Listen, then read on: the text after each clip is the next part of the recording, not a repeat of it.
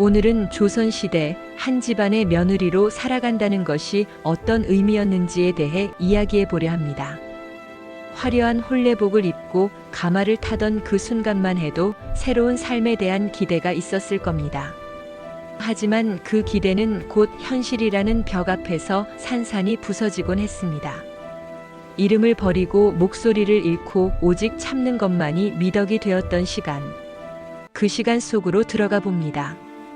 우리가 알고 있는 역사는 대부분 권력자들의 기록입니다. 하지만 그 이면에는 이름 없이 살아간 수많은 사람들의 삶이 있었습니다. 그 중에서도 조선의 며느리들은 가장 침묵 속에 갇혀있던 존재들이었습니다. 그들의 이야기는 기록되지 않았지만 분명히 존재했고 분명히 기억되어야 합니다. 혼례를 치르고 시댁 문턱을 넘는 순간 한 여인의 정체성은 완전히 바뀌었습니다. 친정에서 불렸던 이름은 더 이상 의미가 없었습니다. 이제 그녀는 그저 며느리일 뿐이었습니다. 시댁 식구들은 그녀를 바라보며 평가했습니다. 얼굴은 걸음걸이는 절하는 모습은 어떤가. 모든 것이 시험의 대상이었습니다. 웃는 얼굴로 인사를 올렸지만 그 미소 뒤에는 불안과 긴장이 가득했습니다. 환영받는다는 느낌보다는 감시당한다는 느낌이 더 강했습니다. 이 집에서 그녀는 배우고 적응하는 사람이 아니라 처음부터 완벽해야 하는 존재로 요구되었습니다. 그 요구는 무겁고도 명확했습니다. 첫날부터 그녀는 깨달았습니다. 이곳에서 실수는 용납되지 않으며 미숙함은 비난의 대상이 된다는 것을. 가마에서 내리는 그 짧은 순간 그녀의 인생은 완전히 다른 궤도로 접어들었습니다. 친정에서 그녀는 딸이었고 누군가의 동생이었으며 친구였습니다. 그녀에게는 이름이 있었고 그 이름으로 불릴 때마다 자신이 누구인지 확인할 수 있었습니다. 하지만 시댁에 들어온 순간 그 이름은 사용되지 않았습니다. 시어머니는 그녀를 며느리라고 불렀고 시아버지는 그저 고개만 끄덕일 뿐이었습니다. 남편조차 그녀의 이름을 입 밖으로 내지 않았습니다. 이름이 사라지자 정체성도 희미해졌습니다. 그녀는 점차 자신이 누구였는지 잊어갔습니다. 며느리라는 역할만이 남았고 그 역할에 충실해야만 했습니다.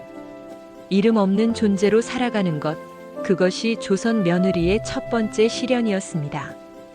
때로 그녀는 홀로 자신의 이름을 속으로 되뇌었습니다. 잊지 않기 위해서, 자신이 한때 이름을 가진 한 사람이었음을 기억하기 위해서. 하지만 시간이 흐를수록 그 이름마저 낯설게 느껴졌습니다. 며느리에게는 가르쳐주는 사람이 없었습니다. 하지만 규칙은 저절로 배워졌습니다. 말하지 말 것, 묻지 말 것, 설명하지 말 것. 이 세 가지는 어느 누구도 직접 말해주지 않았지만 분위기로, 눈빛으로, 침묵으로 전달되었습니다. 궁금한 것이 있어도 물어볼 수 없었습니다. 물으면 무례하다는 눈총을 받았습니다. 억울한 일이 생겨도 변명할 수 없었습니다. 변명은 곧 반항으로 여겨졌습니다. 아파도 내색할 수 없었습니다. 아픔을 드러내는 것은 나약함의 증거였습니다. 침묵은 선택이 아니라 생존의 방법이었습니다. 입을 다물고 고개를 숙이고 시키는 대로 움직이는 것. 그것이 착한 며느리로 인정받는 유일한 길이었습니다. 며느리는 말을 삼키는 법을 배웠습니다. 목구멍까지 올라온 말을 다시 뱃속으로 눌러 담는 법을. 그렇게 삼킨 말들은 가슴속에 쌓여갔고 그 무게는 점점 더 무거워졌습니다. 하지만 토해낼 곳은 어디에도 없었습니다. 조선 사회는 여성에게 특별한 덕목을 요구했습니다. 순종, 인내, 희생. 이 세 가지는 여성의 가치를 판단하는 기준이었습니다. 특히 며느리에게는 더욱 엄격한 잣대가 적용되었습니다. 시댁은 며느리를 통해 집안의 질서를 확인했습니다. 며느리가 말을 잘 듣는가, 고분고분한가, 불평 없이 일하는가. 이 모든 것이 집안의 위계를 나타내는 지표였습니다. 며느리가 참을수록 집안은 안정되었고 며느리가 목소리를 낼수록 집안은 흔들렸습니다. 그래서 참는 며느리는 칭찬받았고 목소리 내는 며느리는 문제아가 되었습니다. 참음은 개인의 선택이 아니라 사회적 요구였습니다. 며느리는 그 요구를 거부할 권리가 없었습니다. 유교 경전에는 여성의 덕목이 명시되어 있었고 사회는 그것을 철저히 따랐습니다. 며느리는 태어날 때부터 그런 교육을 받았지만 막상 시댁에서 그것을 실천하는 것은 전혀 다른 문제였습니다. 이론과 현실 사이의 간극은 생각보다 컸고 그 사이에서 며느리는 매일 상처받았습니다. 며느리의 하루는 해가 뜨기 전에 시작되었습니다. 온 집안이 잠든 새벽, 그녀는 가장 먼저 일어나 부엌으로 향했습니다. 아궁이에 불을 지피고 물을 길어오고 아침 식사를 준비했습니다. 밥을 짓고 국을 끓이고 반찬을 차리는 일, 모두 그녀의 몫이었습니다. 시댁 식구들이 일어나기 전에 모든 것이 준비되어 있어야 했습니다. 조금이라도 늦으면 구박이 시작되었습니다. 아침 식사가 끝나면 설거지가 기다렸습니다. 설거지가 끝나면 청소가 끝나면 빨래가 끝나면 또 다른 일이 줄지어 기다렸습니다. 손을 놓을 틈이 없었습니다. 잠깐 쉬려고 앉으면 눈치가 보였습니다. 며느리의 시간은 일로만 채워졌습니다. 겨울에는 찬물에 손이 얼어붙었고 여름에는 무더위 속에서 땀이 비 오듯 흘렀습니다. 하지만 계절과 상관없이 일의 양은 줄어들지 않았습니다. 오히려 명절이나 제사가 있는 날에는 평소보다 몇 배나 더 많은 일이 쏟아졌습니다. 며느리는 자신의 몸이 기계라도 된 것처럼 쉼없이 움직였습니다. 며느리가 하는 일은 정해진 시작이 있었지만 끝은 없었습니다. 밥을 지었으면 반찬도 만들어야 했고 반찬을 만들었으면 간장도 담가야 했습니다. 옷을 빨았으면 기워야 했고 기웠으면 다림질도 해야 했습니다. 하나를 끝내면 다음 일이 기다렸고 그 다음 일을 끝내면 또 다른 일이 나타났습니다. 일은 마치 끝없는 물결처럼 밀려왔습니다. 며느리는 그 물결에 휩쓸리지 않기 위해 쉼없이 움직였습니다. 하지만 아무리 열심히 해도 인정받지 못했습니다. 잘하면 당연한 것이었고 조금이라도 부족하면 게으르다는 소리를 들었습니다. 수고는 기억되지 않고 실수만 기록되었습니다. 며느리의 노동은 보이지 않는 것으로 취급되었습니다. 농사철이 되면 밭일까지 더해졌고 겨울이 오면 김장과 난방 준비가 기다렸습니다. 봄에는 봄대로, 여름에는 여름대로, 가을에는 가을대로, 겨울에는 겨울대로 할 일이 끊이지 않았습니다.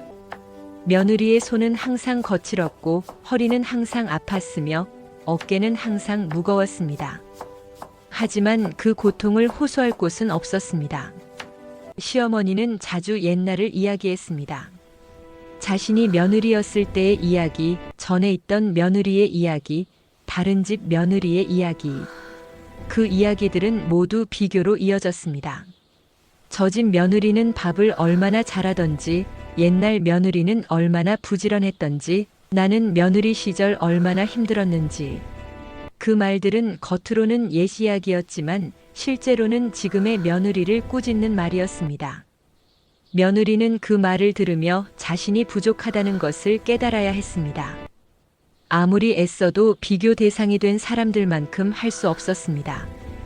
왜냐하면 그들은 이미 미화된 기억 속의 존재였기 때문입니다. 현실의 며느리는 절대 기억 속의 며느리를 이길 수 없었습니다. 시어머니는 자신의 며느리 시절을 고되게 이야기했지만 정작 그때 자신이 얼마나 힘들어했는지는 잊은 듯 했습니다. 과거는 미화되고 현재는 폄하되었습니다. 며느리는 존재하지도 않는 완벽한 며느리의 그림자와 싸워야 했습니다. 그 싸움에서 이길 방법은 없었습니다. 며느리에게 칭찬은 드물었지만 꾸중은 일상이었습니다. 밥이 조금 질면 꾸중, 국이 짜면 꾸중, 청소가 미흡하면 꾸중, 걸음걸이가 경쾌하면 꾸중. 모든 것이 꾸중의 대상이 되었습니다. 때로는 이유도 명확하지 않았습니다. 그냥 기분이 좋지 않아서, 날씨가 굳어서, 다른 일로 화가 나서 며느리에게 화풀이를 했습니다. 며느리는 그 화풀이를 받아내야 했습니다. 반박하면 버릇 없다는 소리를 들었고 변명하면 뻔뻔하다는 말을 들었습니다. 그저 고개를 숙이고 듣는 것만이 유일한 방법이었습니다. 꾸중을 들으며 며느리는 점점 자신감을 잃어갔습니다. 나는 정말 부족한 사람인가? 나는 정말 못하는 사람인가? 그런 생각이 마음속 깊이 자리 잡았습니다. 아침에 일어나면서부터 며느리는 긴장했습니다. 오늘은 무슨 일로 꾸중을 들을까? 어떤 실수를 하게 될까? 그 두려움은 하루 종일 며느리를 따라다녔습니다. 칭찬 한 번 듣기 위해 10번을 잘해도 한 번의 실수로 모든 것이 무너졌습니다. 꾸중은 누적되었고 며느리의 마음에는 상처가 쌓여갔습니다. 며느리의 마음은 조금씩 무너졌습니다. 처음에는 잘해보려고 애썼습니다. 더 일찍 일어나고 더 열심히 일하고 더 조심스럽게 행동했습니다. 하지만 아무리 노력해도 달라지는 것은 없었습니다. 잘해도 인정받지 못했고 못하면 더 큰 질책을 받았습니다. 며느리는 점차 지쳐갔습니다. 언제까지 이렇게 살아야 하는가? 언제쯤 인정받을 수 있는가? 그 답을 찾을 수 없었습니다. 마음은 1000번, 10,000번 부서졌지만 겉으로는 아무렇지 않은 척해야 했습니다. 눈물을 보이면 약하다고 여겨졌고 힘들다고 말하면 투정이라고 치부되었습니다. 그래서 며느리는 부서진 마음을 감춘 채 다시 일어나야 했습니다. 매일 매 순간 거울을 보면 낯선 얼굴이 보였습니다. 웃는 법을 잊어버린 얼굴, 생기를 잃은 눈동자. 친정에서 밝게 웃던 그 소녀는 어디로 간 것일까? 며느리는 스스로에게 물었지만 답을 찾을 수 없었습니다. 마음 한구석에서는 이렇게 살고 싶지 않다는 목소리가 들렸지만 그 목소리를 따를 수는 없었습니다. 갈 곳도 의지할 곳도 없었으니까요. 며느리는 남편을 바라봤습니다. 적어도 남편만큼은 자신의 편이 되어줄 거라 기대했습니다. 힘들 때 위로해주고 억울할 때 감싸주고 힘겨울 때 의지가 되어줄 거라 믿었습니다. 하지만 현실은 달랐습니다. 남편은 어머니의 편이었습니다. 아니, 정확히는 어떤 편도 아니었습니다. 그는 그저 침묵했습니다. 어머니가 며느리를 꾸짖을 때 그는 고개를 끄덕였습니다. 며느리가 힘들어할 때 그는 외면했습니다. 나쁜 사람은 아니었습니다. 다만 아무것도 하지 않았습니다. 그 무행동이, 그 침묵이 며느리를 더욱 외롭게 만들었습니다. 기댈 곳이 있다고 생각했는데 실은 혼자였습니다. 그 깨달음은 생각보다 고통스러웠습니다. 남편도 한때는 며느리에게 따뜻한 말을 건넸었습니다. 하지만 시간이 지나면서 그마저도 사라졌습니다. 그는 점차 이 집안의 아들로만 남았고 며느리의 남편이기를 포기한 것처럼 보였습니다. 며느리는 때때로 남편에게 자신의 마음을 전하려 했지만 그럴 때마다 남편은 어색하게 화제를 돌렸습니다. 결국 며느리는 남편에게조차 마음을 열지 못하게 되었습니다. 이 집에서 며느리는 철저히 혼자였습니다. 시어머니는 감시자였고 시아버지는 무관심했으며 남편은 방관자였습니다. 다른 시댁 식구들도 마찬가지였습니다. 그들은 며느리를 가족으로 받아들이지 않았습니다. 며느리는 집안일을 하는 사람, 집안을 돌보는 사람일 뿐 가족 구성원으로 존중받지 못했습니다. 식사 시간에도 며느리는 마지막에 앉았고 대화에도 끼지 못했습니다. 그녀는 그저 시키는 일을 하고 묵묵히 자리를 지키는 존재였습니다. 외로움은 밤이 되면 더욱 깊어졌습니다. 모두가 잠든 고요한 밤, 며느리는 홀로 눈물을 삼켰습니다. 소리내어 울 수도 없었습니다. 누군가 들을까 두려웠기 때문입니다. 가끔 친정 생각이 났습니다. 부모님은 어떻게 지내실까, 동생들은 건강한가, 그리운 사람들의 얼굴이 떠올랐습니다. 하지만 친정도 이제는 먼 곳이었습니다.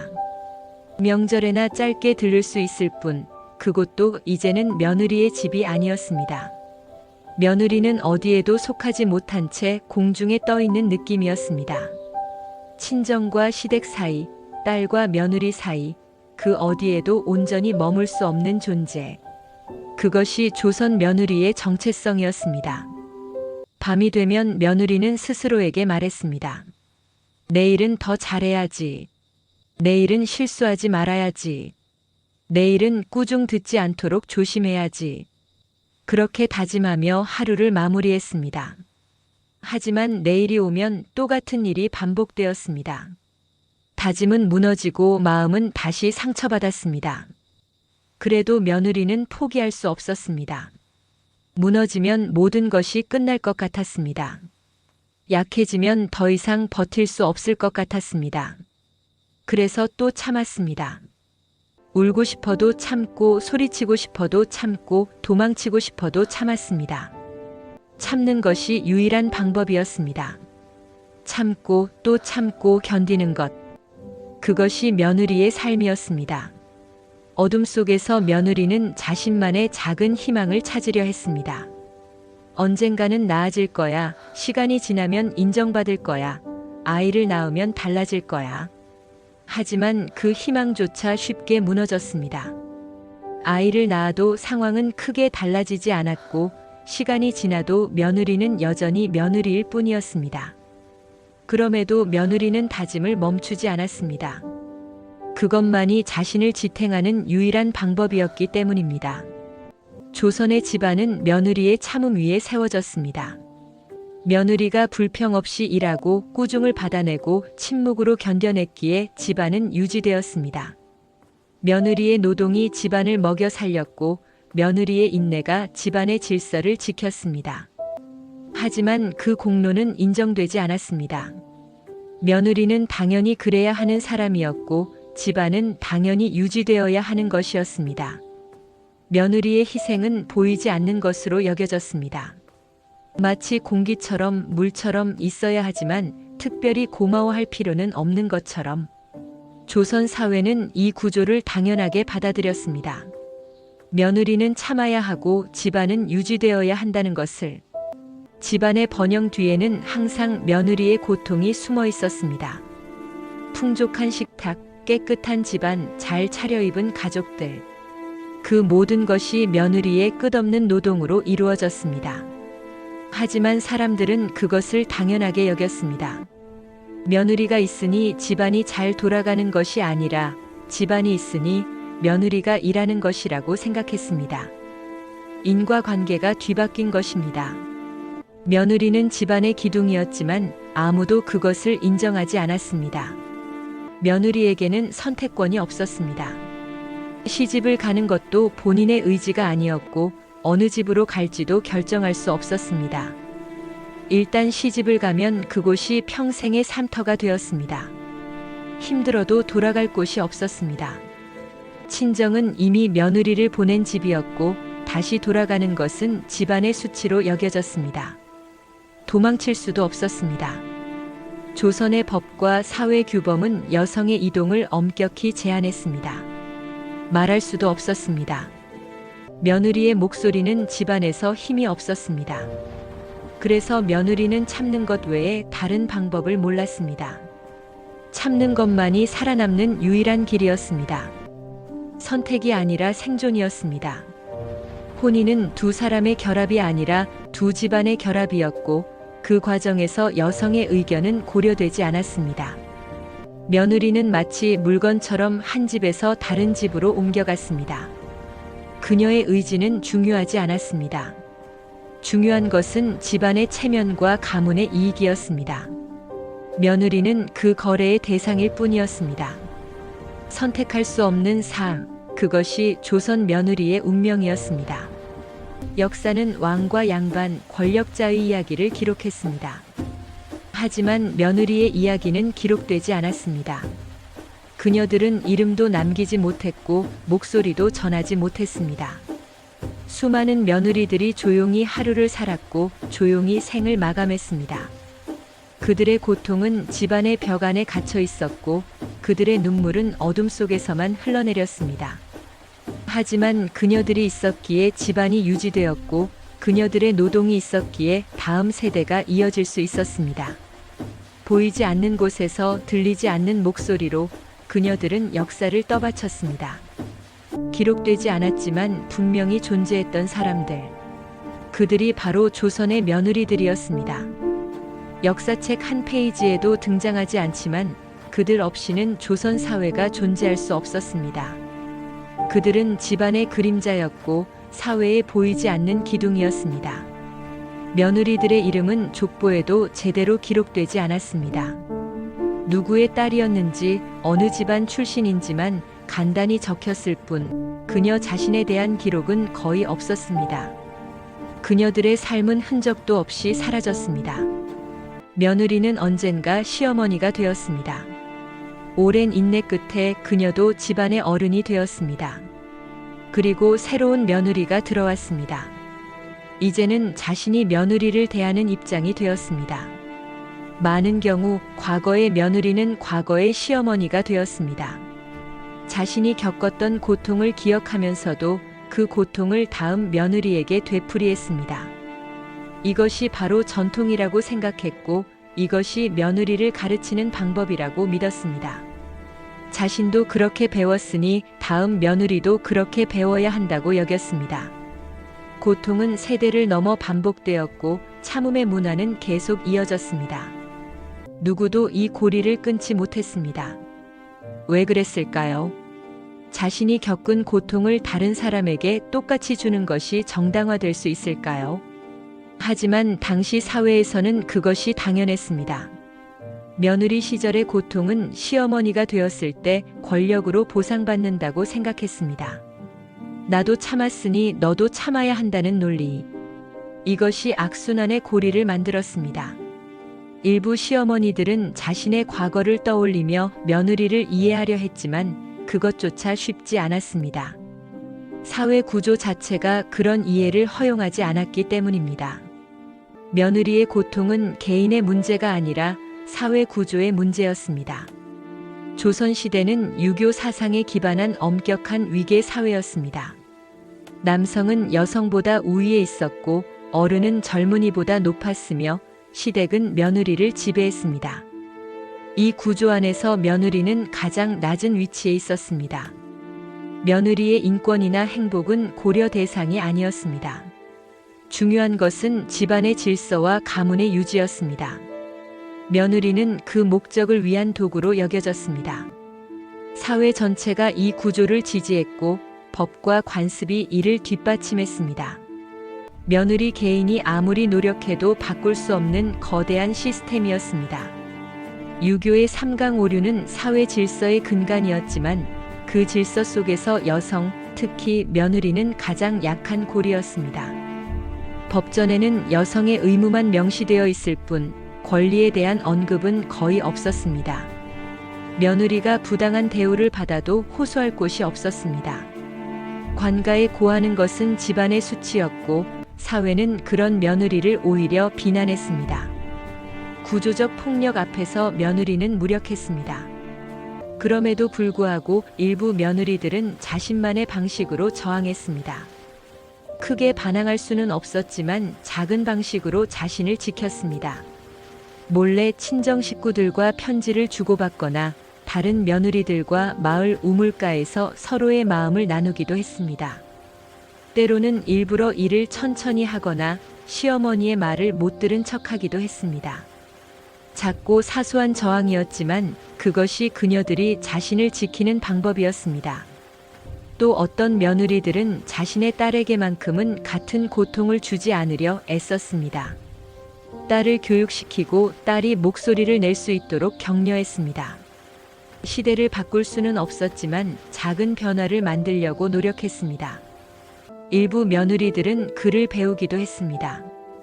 당시 여성의 교육은 제한적이었지만 몰래 한글을 익히고 편지를 쓰며 자신의 생각을 기록했습니다. 그 기록들 중 일부는 오늘날까지 전해져 당시 며느리들의 내면을 들여다볼 수 있게 해줍니다. 또 어떤 며느리들은 종교에서 위안을 찾았습니다. 불교나 민간 신앙을 통해 마음의 평화를 구했고 그곳에서 잠시나마 자유를 느꼈습니다. 작은 저항들, 작은 자유들. 그것이 며느리들이 살아갈 수 있었던 이유였습니다. 조선 며느리의 이야기는 과거의 이야기이지만 동시에 우리가 경계해야 할 현재의 이야기이기도 합니다. 누구도 이름 없이 목소리 없이 참기만 해야 하는 삶을 살아서는 안 됩니다. 조선 며느리들의 이야기를 기억하는 것은 그들을 위한 추모이자 더 나은 미래를 위한 다짐입니다. 우리는 그들의 고통을 기억해야 합니다. 그래야 같은 일이 반복되지 않습니다. 참음이 미덕이 아니라 존중이 미덕인 세상. 침묵이 요구되는 것이 아니라 목소리가 환영받는 세상. 그런 세상을 만드는 것이 우리가 할 수 있는 일입니다. 조선의 며느리들은 말하지 못했지만 우리는 그들의 이야기를 말할 수 있습니다. 기록되지 않은 역사를, 들리지 않았던 목소리를 이제는 우리가 전해야 합니다.